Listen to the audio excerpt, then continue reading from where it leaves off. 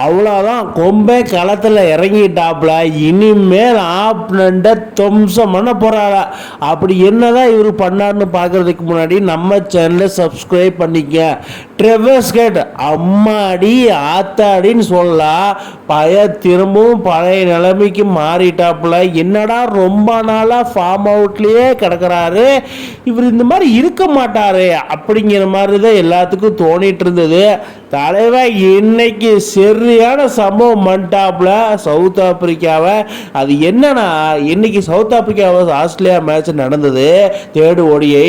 அதில் தலைவர் நிதானமான ஆட்டத்தை வெளிப்படுத்துவான்னு எல்லாம் எதிர்பார்த்திருந்த நிலையில 32 பாலுக்கு 50 ரன் அடிச்சு போட்டு பொழந்து எடுத்துட்டாப்புல. அதாவது ரீசெண்டாக சவுத் ஆப்பிரிக்கா கூட கடந்த ஒரு 10 வருஷமா 4 ஓடிஐ சீரீஸ் தோத்துருந்தாங்க ஆஸ்திரேலியா. மறுபடியும் இந்த சீரீஸையும் தோத்துட்டாங்க. இந்த மேட்ச் ஃப்ரீயாக ஆடலாம் அப்படின்னு இருக்கச்ச தலைவன் ட்ரெவர்ஸ் கேட்டு போட்டு பொழந்து எடுத்துட்டான். 32 பாலுக்கு 50 ரன்னு.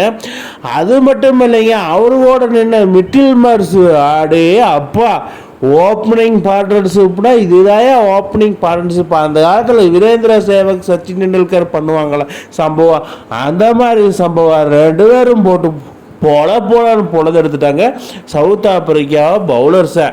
சவுத் ஆப்பிரிக்கா பவுலர்ஸுக்கு என்ன பண்ணுறதுன்னே தெரியல. ஏன்னா அந்த மாதிரி ஒரு சம்பவம் எப்படி போட்டாலும் போட்டு புழக்கிறாங்க. என்னதான் பண்ணுறதுன்னு ஒன்றுமே புரியல. எடன் மார்க்ரமுக்கு ஒன்றும் புரியல. சவுத் ஆப்பிரிக்கா பவுலர்ஸ் கெவன் மப்பாக்கா, அதுக்கப்புறம் கார்பின் போஸு, கிஷன் மகாராஜ் என்ன பண்ணுறது தெரியல. அந்த மாதிரி சூறாடி அடிச்சிருக்காப்புல ட்ரெவர்ஸ் கேட்டு. சூறாடி அடித்தது மூலயமா 32 பாலுக்கு 50 ரன் அடித்தாப்புல.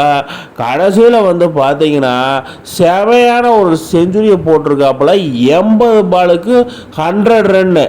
அதாவது என்ன சொல்ல வரேன்னா, 7வது ஓடிஐ டெஸ்ட் செஞ்சுரியா போட்டிருக்காப்புல நம்ம ட்ரெவர்ஸ் கேட்ட. ஓடிஐ செஞ்சுரி போட்டதும் இல்லாமல் அது என்னடா பாபா முத்திரை மாதிரி ஒன்று போட்டுருவேன். ஒருவேளை இருக்குமோ, கூலி படத்தை பார்த்துட்டு போகிறோம், பாபா படமும் பார்த்துட்டு போகிறோம் அப்படின்னு நீங்கள்லாம் நினைக்கலாம். அப்படிலாம் கிடையாது. அவரோட ட்ரேட்மார்க் செலிப்ரேஷன் எப்போவுமே அந்த ஹெல்மெட்டை பேட்டில் வச்சு அப்படி காமிக்கிறதா. பட் இது புதுசாக எதாவது பண்ணுறாரு, பாபா முத்திரை மாதிரி பண்ணிக்கிட்டு கிடக்கிறாரு. பட் அதெல்லாம் தேவையில்லைங்க. நம்மளுக்கு தலைவா ஆந்தி ஃபார்மை, இந்த ஃபார்மை சவுத் ஆப்பிரிக்காவோடு நிறுத்திக்கிங்க. இந்தியாவில் சம்பவம் பண்ணி விட்டு போயிடாதப்பா ட்ரெவர்ஸ் கேட்டு. ஆல்ரெடி 2023 வேர்ல்டு கப் ஃபைனலில் 139 ரன் அடித்து நீ சம்பவம் பண்ணது ஒன்றுமே அதோட இதை ஈரம் காயவே இல்லைப்பா. நீ மறுபடியும் சம்பவம் பண்ணிட்டு போயிடாத.